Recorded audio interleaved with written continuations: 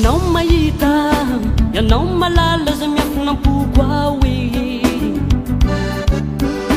Izao miaiky, izao manaiky Jesosy ny herinao e. Ny ataoko rehetra na ombierena tsy miafina aminao e. Izany indrindra no ana mafisaka tona zao tenizao e. Nilalana diaviko na mafinamorany manjo no taominao awe kanarakanao Jesu fana iza misy ai zao tsy hiala aminao samburinao awe kaino farisinao awa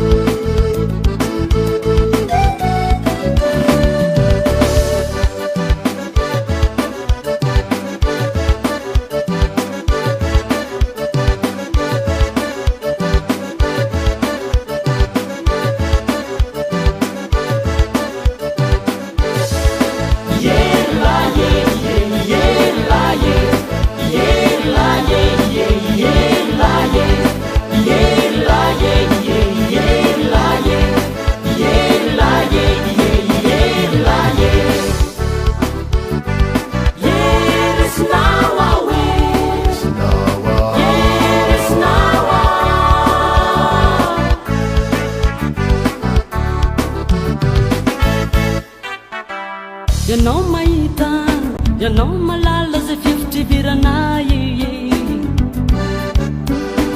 Izao mino, izao matoky zay rehetra volatrao e.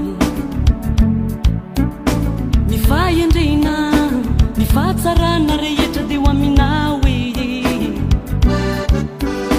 Izany indrindra no ana mafisaka tona zay tenizao e.